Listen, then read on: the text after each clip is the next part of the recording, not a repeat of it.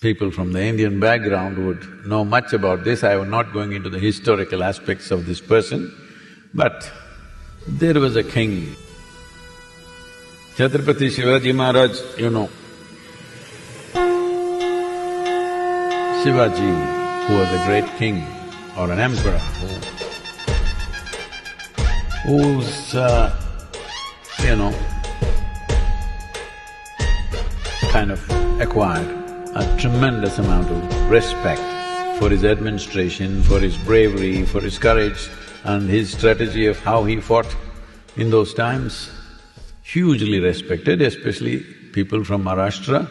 So Shivaji is relevant even today because of the way he conducted his administration. Very evolved, enlightened administration he did. Very little people know about his administration. Generally, they know only about his battle strategies, which are admired and appreciated. But the most important thing was his administration. Very evolved administration he did for his kingdom. So he had a guru whose name was Ramdas.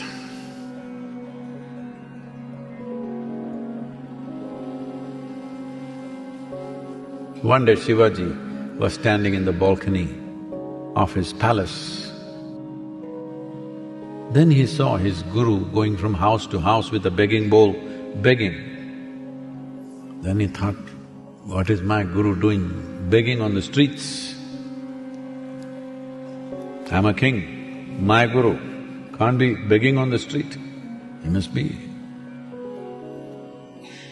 Then he called Balaji, who was his assistant, wrote a chit and sent it, please go and place it at the guru's feet.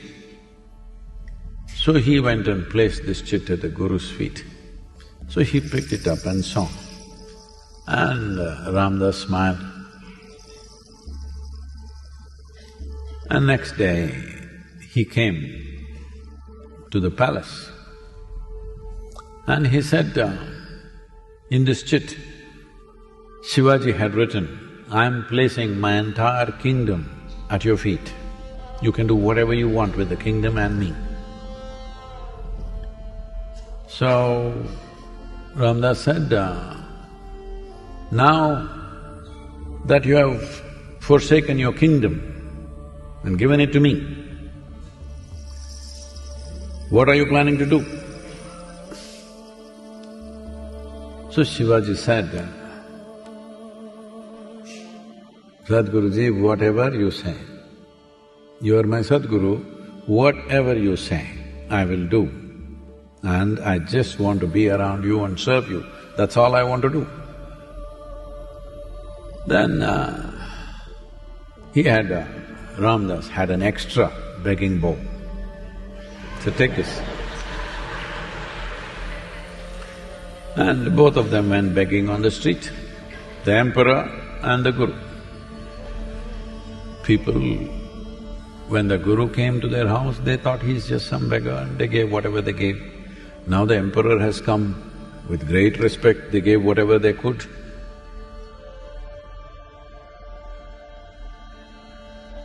It's only now that if a beggar comes home, people are putting cooked food, leftover food, all kinds of things.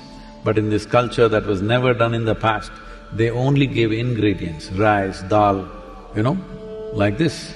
So it's for them to go and cook their food and eat.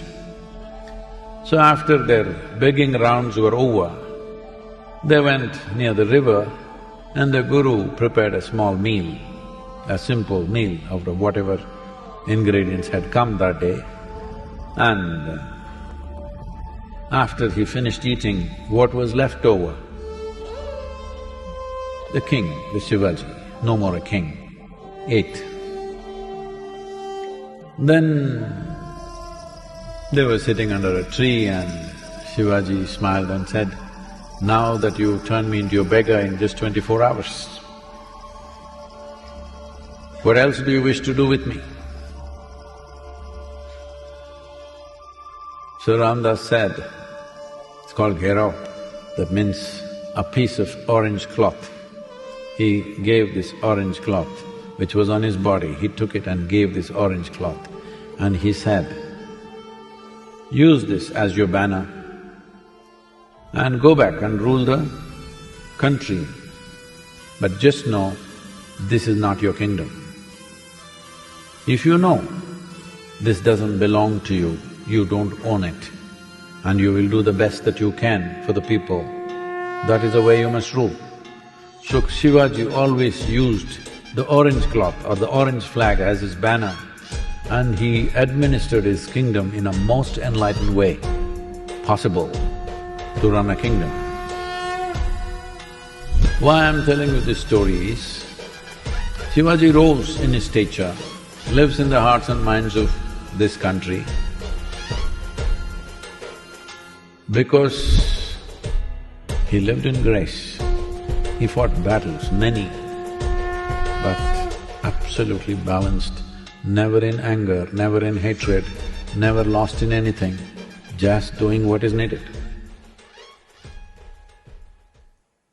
Grace is the greatest empowerment that you can have. Once grace enters your life, every little thing is, how do I become available to grace? Grace does not mean it's coming from one direction somewhere. As gravity is, grace is, but in a much bigger dimension, because gravity works only to a certain distance.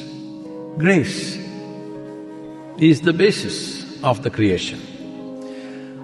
But you won't be available to it if you have strong walls of individuality.